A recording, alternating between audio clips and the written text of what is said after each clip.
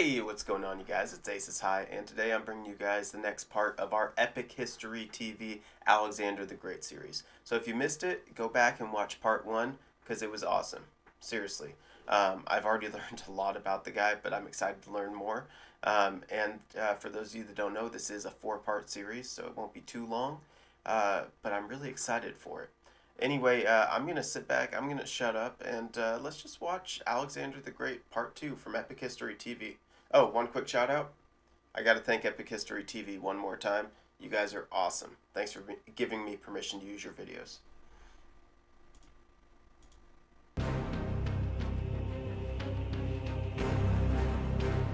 Alright, Part 2. In 334 BC, Alexander, the 21-year-old king of Macedonia, led a coalition of Greek forces against the greatest power of the age, the Persian Empire. Was blonde hair common in Greece? Is it still common in Greece? I always thought they were kind of a dark-haired area, you know? He led an army of skilled veterans. At its heart, men of the Macedonian phalanx, armed with the 18-foot Sarissa pike, and the elite horsemen of his companion cavalry.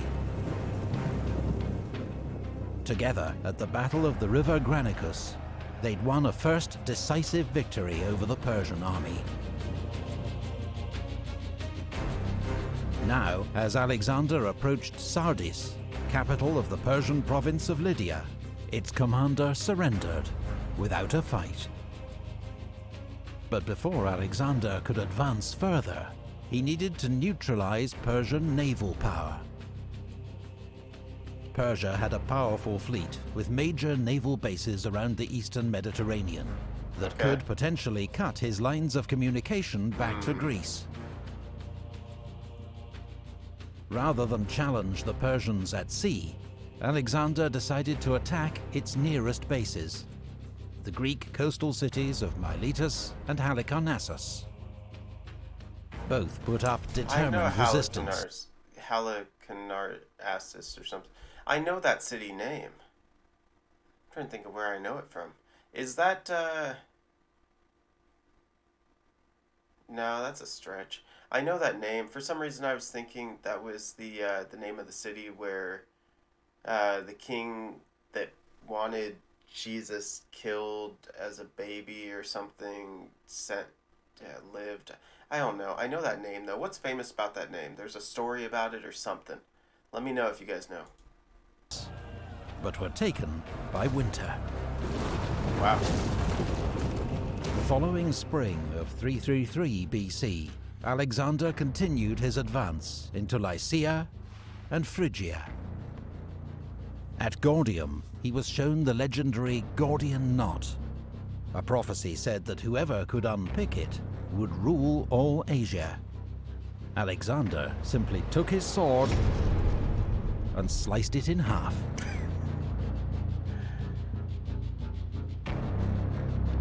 Wow. Meanwhile, Memnon of Rhodes, a skilled Greek general in Persian service, led Persian warships into the Aegean and captured the islands of Chios and Lesbos.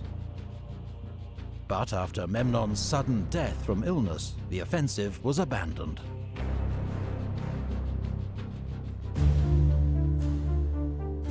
The Battle of Issus. 18 months had passed since Alexander's army crossed the Hellespont and invaded the Persian Empire. Now Alexander led his men into Cilicia and was soon poised to cross the Nur Mountains into Syria. But then, the main Persian army, led by King Darius III himself, emerged behind the Greek army to the north. Darius was determined to trap and destroy Alexander's army, which he outnumbered almost 2 to 1. Wow. So he blocked Alexander's only escape route by moving his army to the coastal plain near Issus, just 6 miles wide, from mountains to sea. Oh, I like that when they zoom in, this is clearly a Google Maps image, right? You've got your highway here, all your port towns, whatever the hell this is, a giant boardwalk of some sort. The narrow battlefield would force Alexander to fight, but it also prevented Darius exploiting his huge numerical advantage.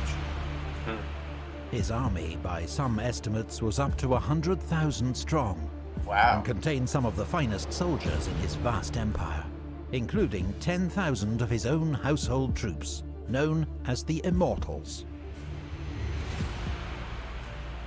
His best cavalry were massed on his right towards the sea, where the ground was better for horses.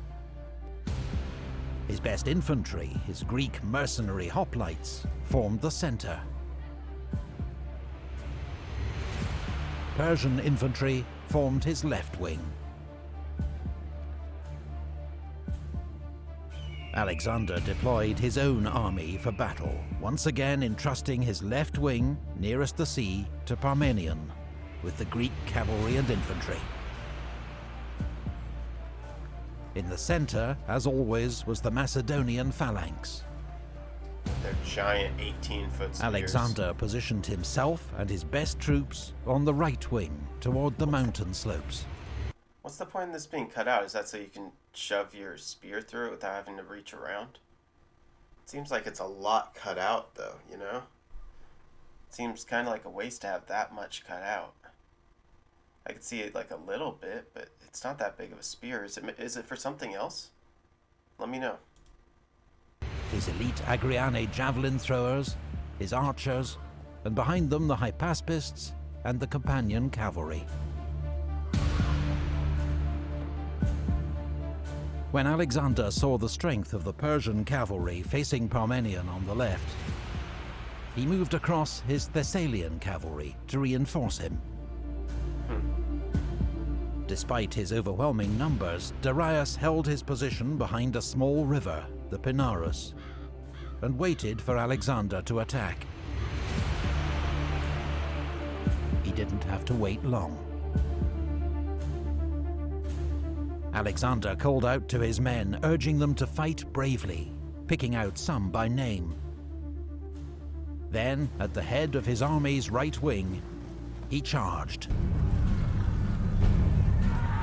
Before we get into this battle, that's what really makes a lot of trust, you know, gives your soldiers a lot of trust in you, is you gotta get to know them. I mean, when even just something as simple as, like, if I'm a supervisor or manager at a store, getting to know my team, getting to know a little bit about them, calling them by their names, just different things like that, making them feel important and know that I feel that they're important to me. Every last one is how I show my trust and it's how I get their trust and their loyalty to me, you know?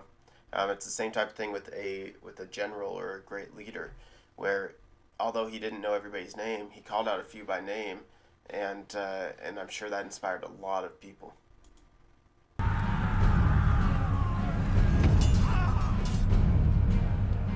Once again, the speed and shock of the Macedonian advance sent the enemy reeling back. But in the center of the battlefield, the Macedonian phalanx was in trouble. In its effort to keep up with Alexander, its formation had become disordered. Now, in fierce fighting with Darius's Greek mercenaries, the phalanx was slowly being driven back.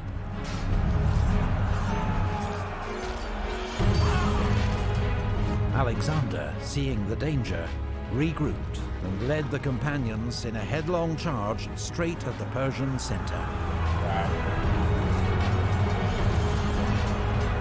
The Greek mercenaries threatened on their flank were soon in disarray, and the Macedonian phalanx was able to resume its advance.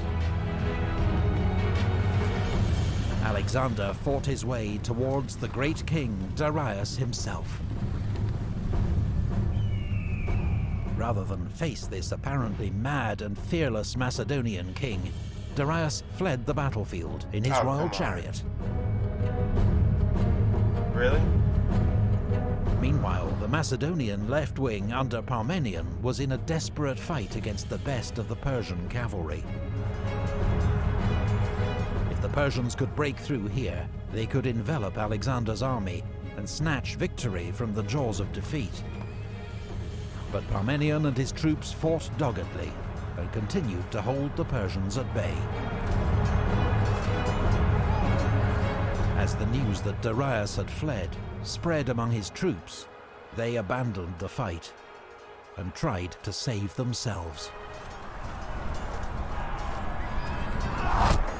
Wow. That one actually made me jump a little bit. The battle turned into a massacre. Ptolemy, one of the Macedonian commanders, told Alexander there were so many Persian dead, his men had used them to fill a deep ravine so they could cross over it. Oh my god.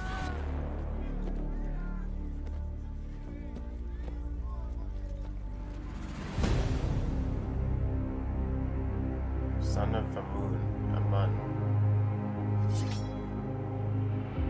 The Battle of Issus was a stunning victory for Alexander. Wow. And amongst the spoils of victory were Darius's wife, mother, and 3 children, all taken alive and well treated by Alexander. Wow, he left him? What was his mother doing there? With the And his Persian field kids and army his in wife? retreat, Alexander now turned to subduing the western territories of the Persian Empire. Wow. The next year, 332, the coastal cities of Phoenicia submitted to Alexander, ending Persian naval power in the Mediterranean. But the island city of Tyre resisted. Tyre's defenders fought bravely and skillfully, even when Alexander began building a causeway to the island, protected by 2 giant siege towers, which they counterattacked with fire ships. But after 7 months, the city walls were breached and Tyre fell. Most of its citizens were killed or enslaved. Wow. Gaza, too, was taken by siege. Alexander continued to Pelusium on the Nile Delta, Oh. where the Persian... Is that why it's called the Gaza Strip? Because Gaza Strip is right in here somewhere, right? Or is it over here more? Yeah, that might have been where it got its name, I wonder. governor of Egypt surrendered the entire province to Alexander, along with the royal treasury. Wow. It's an easy victory. At Memphis, priests of this ancient land welcomed Alexander as their liberator from Persian rule, and crowned him pharaoh. At the mouth of the Nile, he founded a new city, Alexandria, then travelled to the desert oracle of Siwa, where according to some accounts the priests welcomed him as son of Amun, king of the gods. Oh, wow. I didn't know that he founded Alexandria. That's interesting. Alexander returned east to Tyre, where in 331 BC he received news of trouble back home. What do you mean? Despite his great victories over the Persians, many Greeks regarded Alexander as a tyrant. King Agis of Sparta, with Persian support, now launched a revolt against Macedonia. Antipater, Alexander's commander in Greece, was already dealing with rebellion in Thrace. Wow. But he quickly marched south and met Agis in battle near the city of Megalopolis.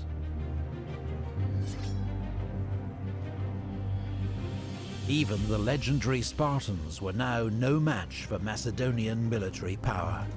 Really? The Spartan army was crushed. Wow. King Agis himself was among the fallen.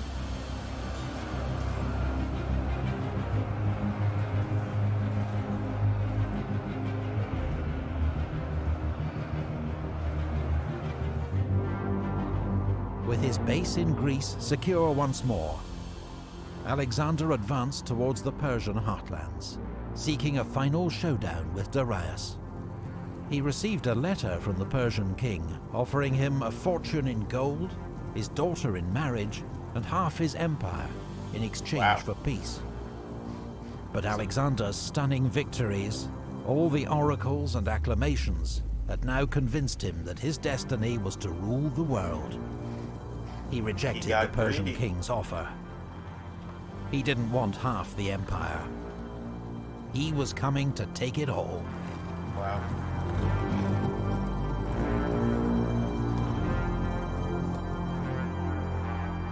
Research and artwork. Okay. Yeah, I mean, it just seems like it seems like honestly he had a few good battles and very good strategy, great leader, but that actually led to a lot of places just giving up in fear, which made it a little easier for him. And then it seems like he just got greedy. It's the same type of thing that happened with with Napoleon and countless others, where they just go, oh man, I won so much, I can't lose, I need to keep on pushing. Same type of thing like if you go to a casino and you start gambling and if you have a problem, you just, oh man, I've been winning, I'm hot, I'm lucky, I'm up all night, and you just keep on betting and betting, and next thing you know, you're out of money. It just, it's a rough situation. Anyway, hope you guys dug it. That was part 2. There are only 2 parts left, so join me for those. Yeah, hope you liked it. Till next time, this is Ace Asai, and I'm out.